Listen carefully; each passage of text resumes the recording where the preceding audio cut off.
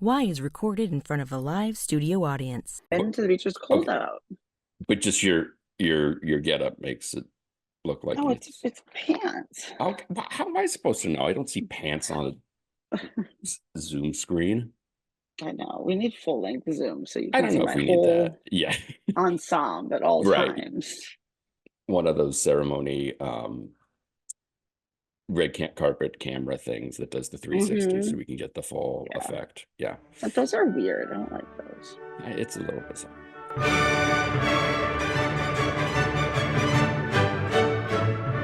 This is Y with your hosts, Heidi Hedquist and Luke Poling. So they have voted today, which is great. Mm-hmm. And it's funny, I went to vote and brought the elder with me. Have you voted today? Or is it, it's not primary day there. You guys are done. Yeah. Yeah, okay. We have the primary day was today. In And so April? yeah, Okay. clearly everyone's just like, we're going to be first in the nation, and Pennsylvania is like, all right, guys. And then like we're all playing softball at 4, and at like 6 o'clock, Pennsylvania's running out onto the field with its hat and glove and a brand new uniform, and no one else is there. And they're just like, guys, we doing this? Oh, okay. You know what I mean? Like Yeah. the game is over, everything is settled, Right. but let's just keep doing this. Okay. So I brought the elder with me, and as I kind of inserted the ballot in the little counter thing, guess that you want a sticker? I said no, but grabbed one, turned around, put it on the elder, Mm-hmm. and he says like, "Oh, thanks for setting an example for him." Mm-hmm. Little does he know that 3 seconds prior, when I was filling out my form, I said, "You see here, it says write in, so you can write in anything you want. You Mm-hmm. could write like your mom and vote for that." Mm-hmm. Well, I got a sweet baby who's 6 foot tall.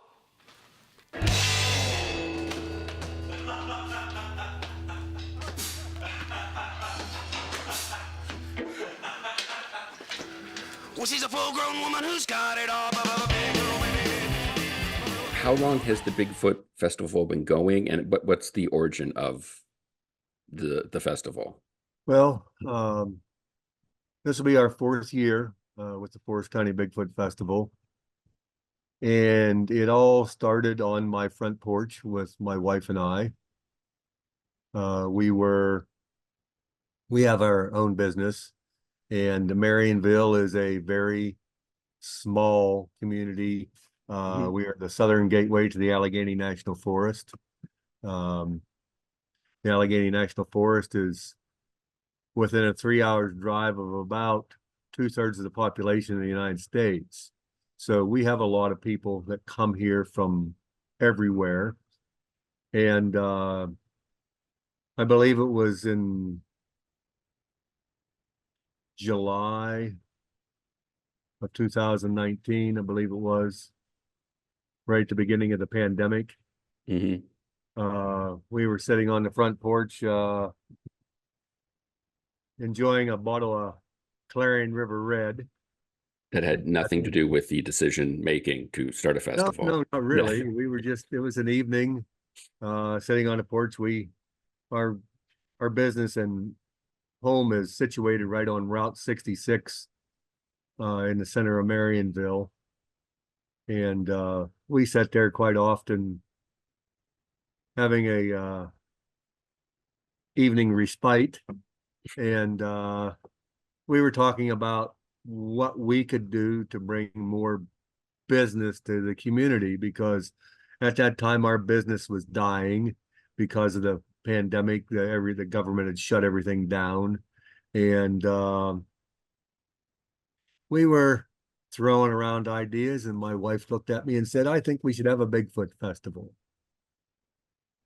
And I said, "You know what? I think you're right, because I have seen had seen evidence of Bigfoot interest in the area. Mm-hmm. People would have a Bigfoot silhouette out, or there would be a bumper sticker that says, 'I love Bigfoot,' something like that. You could see that there was at least a passing interest in it. Mm-hmm. And at the time, I was involved in an organization called the Forest County Business Alliance. I was on the board, and I had always thought that we should try and host a festival to get people to the community. We have a festival here in Marionville in the fall, early fall, an Oktoberfest festival, and it's nothing really big, and but it draws its share of people. But I thought we could have maybe a county-wide festival. A little bit of time went by, and I went to a meeting, and I said, we always talking about ways to raise funds, and I said, I think we should host a Bigfoot festival. Well, the ladies on that committee, there was maybe one other gentleman on that committee besides myself. I don't know whether it's the misfortune or the fortune of working on committees that comprise mostly women. They seem to be the ones that have the time, I guess, or want to take the time to work on these committees. And they all looked at me like I had two heads, like, what the heck are you talking about? And I said, I believe in this festival enough that if, you don't want to take it on, my wife and I will host it. We have a 3/4 acre lot here in the center of town, and we've done some things here, had public events and stuff, small ones. So we thought, yeah, that's what we'll do. Well, I missed a meeting and I went back 2 meetings afterwards, and on the agenda was the Forest County Bigfoot Festival. There you go.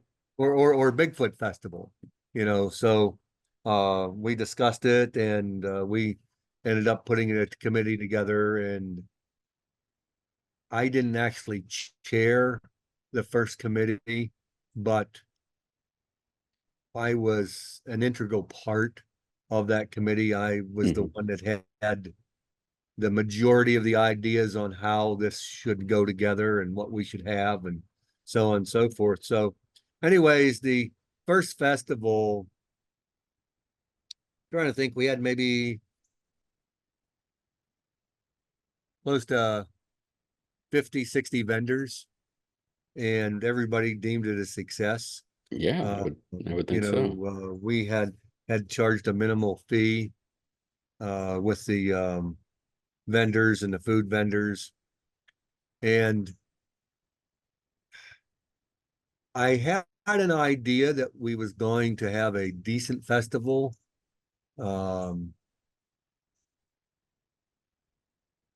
I did a lot of advertising on Facebook. I've manipulated Facebook to the point where they lock me out of my page from time to time. I do so much posting on that. It just means you're trying. So anyways, we were reaching 25,000 people on our posts when I thought, that's really pretty good. And then there's a gentleman in town that's 7'1", and he belongs to Bigfoot communities. He told me, he said, there's gonna be a lot of people here. I said, really? He said, yeah. And he says, there's a lot of people. He says, I'm getting a lot of interest on Bigfoot groups on Facebook. Huh. I didn't know there was Bigfoot groups on Facebook. This was all new to me. I mean, it really was. I mean, I really had a passing interest in Bigfoot. I looked at it as kind of a gimmick, to bring people to the community. And needless to say, this gentleman had a custom built Bigfoot suit made. As most people do. At the festival, and I'll get into that a little later. But, I had no idea. The first festival, I would say we attracted probably around 10,000 people for the entire weekend, and vendors were running out of food. It's like Woodstock. There you go. Yeah, they come to me and they said, Dave, we're Saturday night, we're out of food. And I said, well, if you want to come back next year, you better go find some food. And I don't know if you're familiar with Marionville, Pennsylvania or not. Very briefly. Marionville is a community of about 400 people, and we're 25 miles from everywhere. I mean, any town that of any size that has a grocery store that's open past 6 o'clock in the evening is 25 miles. I said, you better get in the car and go shopping somewhere. And they did. And they pretty much ran out of food again on Sunday towards the end of the festival. So, that was acceptable. And that response was really unheard of. I mean, Yeah. I had no idea that people were that interested in Bigfoot. And did you And have from the beginning, sorry, from the beginning of the festival, did you have Bigfoot themed events? I know you have the hunt now. Was that always part of it? yes, that's always been a part of it. That idea came up. I used to be an avid hunter and trapper and fisherman, and but since I started making maple syrup 21 years ago, that kind of has taken a back seat. But I took that Bigfoot calling contest from the turkey calling contests that I've seen. There's competitive turkey calling, and it's a hoot, really. I mean, these guys take it serious, but it's kind of a hoot to watch these guys, full-grown men, get up on stage, and women too, get up on stage and try and imitate a turkey. I Right. find it myself rather entertaining. So I thought, well, these people that are interested in Bigfoot, they might want to try and call Bigfoot. So that's always been a part of it.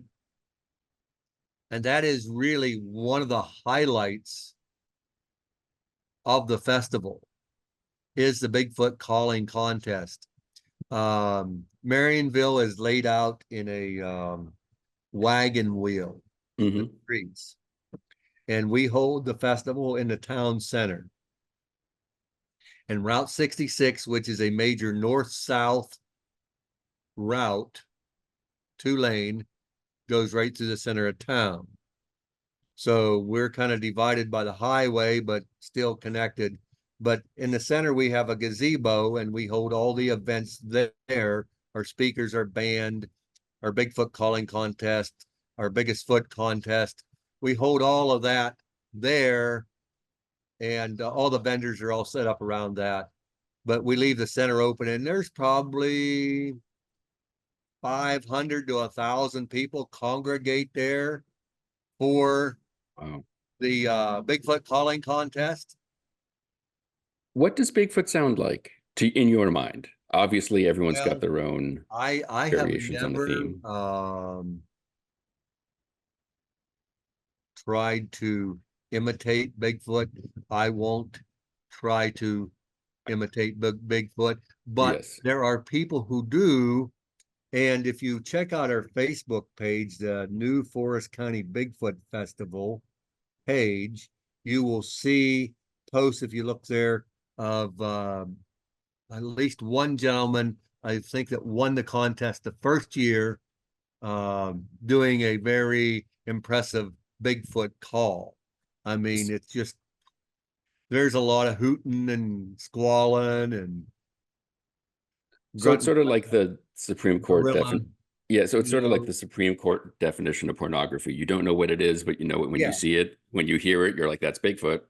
yeah. I mean, say, and there's full-grown adults, men and women, that participate in this contest, and then we have kids. We have a kid ended up getting a Sure. kid section, and watching these kids try and imitate Bigfoot, calling Bigfoot, and some of them are kind of good. Some of them are rather comical. Like one year, this young fella, about 11 years old, get up and says, here, Bigfoot, here, Bigfoot.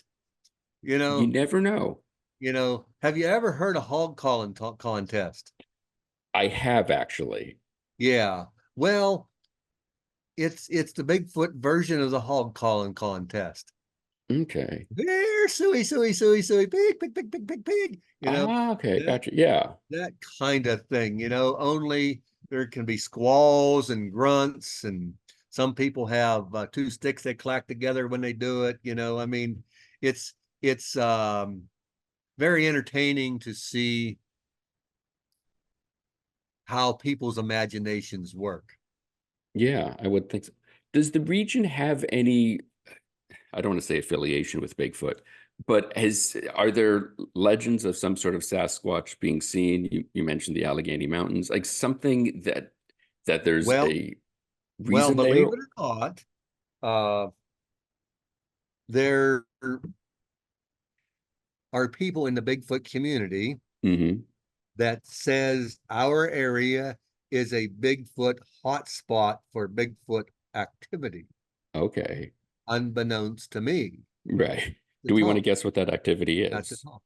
Yeah. Yeah. Now I've had one gentleman, and this gentleman has made a 10-foot tall replica of a Bigfoot, what his vision of a Bigfoot is. Mm-hmm. It's quite impressive. He made that from what he saw, claims he saw in the Great Northwest when he was fishing with his grandfather at about 12 years old. Now, he goes to a camp about 10 miles from Marionville, and he relayed a story to me where they were at this one stream, which I'm going to keep these places rather anonymous, Sure. setting beaver traps. And he claims that Bigfoot threw rocks at him whenever he was standing in the creek setting beaver traps, trying to chase them off. Okay. And that night, and I guess there may have been another trapper there that had that same experience. And they went back to their camp that evening, fixed supper, and after dinner, I guess one of them decided that they should go out on the porch and try and call Bigfoot. It's my understanding they received a response. Okay. So there is some activity. Yes. Now, I lease 137 acres about 5 miles from town for my maple sugaring operation. One of our speakers has been sending me photographs of what he purports to be possible Bigfoot activity very close to my maple syrup operation. Someone's got a sweet So, tooth. and Okay. then there was some purported activity at their camp where they had evidence of possibly a Bigfoot looking in the window of their camp. I would not be camping there after that. Um, where do you stand on the legend, the man, the myth? I have never experienced any Bigfoot activity or Bigfoot sign. I have spent the majority of my life in the woods, hunting, trapping, fishing, and making maple syrup. I have not seen evidence. However, I am not going to say that what other people have seen is not evidence of it. I don't know what they saw, and until I have an experience on Bigfoot, I am neutral. One of the things I think that's great about the festival is you have sort of almost a two-prong approach to the Bigfoot myth, shall we say. You have the calling, you have the biggest foot, but then you mentioned the speakers. You have people who are very involved in paranormal research, hunting for Bigfoot. What's the thing that you think draws people in? Is it just the fact of like, hey, this is just a cool festival, or hey, I can learn about the Bigfoot and other, unexplained phenomenon? Well, I think it is the fact that we made the festival for everybody. Hmm. We made it for believers, non-believers, and people who just want to have fun. I really think that that's a draw. We also have a Bigfoot hunt. Yes. I wasn't sure I was even going to make it here on time today. I was out pinning locations for our Bigfoot hunt. I have You're the only person who can say that. And the only person who's ever said that on the show. So we have 10 8-foot Bigfoot silhouettes that have numbered festival logos on them. And I take them out into the national forest and pin their location. I have to send that location off to the U.S. Forest Service. We have a permit to put them out there. I want to hear that phone call you had with them. That sounds. So anyways, we have a 10-year permit right now. So I don't have to make that phone call. Huh. Even easier. Are we all right there? Yep. Yeah. Okay. So how tall are they? 8 feet, you said? 10 feet? Tall. 8 feet? They're Okay. black. And they have a round festival logo, a medallion about that big. Mm-hmm. And with the festival logo, and they have a number, because since we've started the festival, started putting them out, local residents and camp owners now have these silhouettes standing everywhere. So it becomes really confusing for the participants of the hunt. Now, the way the hunt works is we sell a Bigfoot hunting license for $10. And for $10, you get a list of 10 clues for each, one clue for each silhouette. Mm-hmm. And I'm the guy that writes all the clues. I'm the guy that takes all the silhouettes out. There has only ever been 2 other people that knew where they were at. One was my wife and one was my sister. And being a person that knows the area and the woods that have traveled, I can find some pretty interesting places to hide these Bigfoot. Now, whenever you find that Bigfoot, you must capture that Bigfoot with yourself in a photograph with your phone. And then you return to the festival after you've found all 10 or until you've given up and show your results. Now, whenever we sell the hunting license,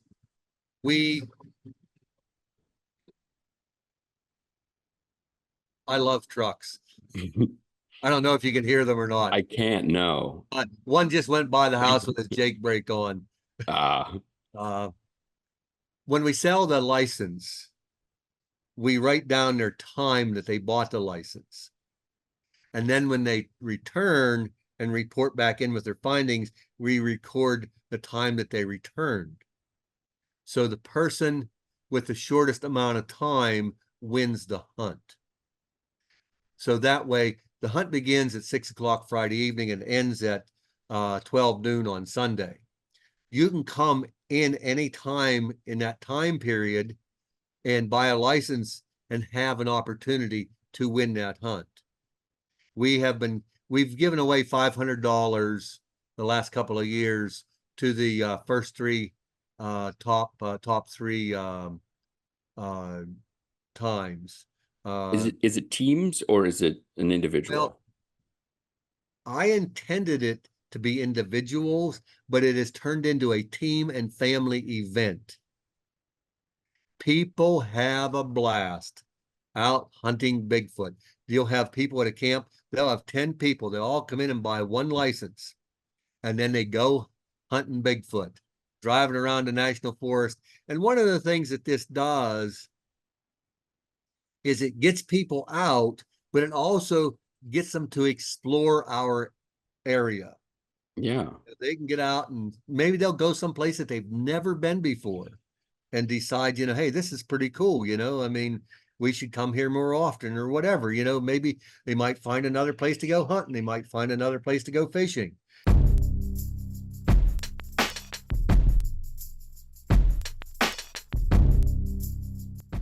Forest County Bigfoot Festival is being held in Marionville, Pennsylvania this year, June 7th, 8th, and 9th.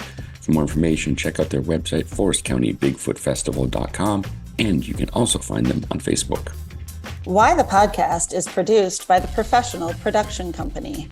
Please be sure to rate and review us on Apple Podcasts because we're shallow and need constant validation.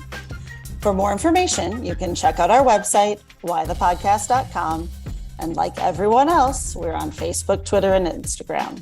Today's show was recorded and produced by Heidi Hedquist and myself from our world headquarters located on the second floor of the professional office building, centrally located downtown. Our reluctant executive producers are John Sauvé and Sandy Stone. Our willing producers are Rachel Allen and Randy Jeanette. Our intern is Zach Jackson. This one's for Philippe. Thanks for joining us. Flash, we're coming home.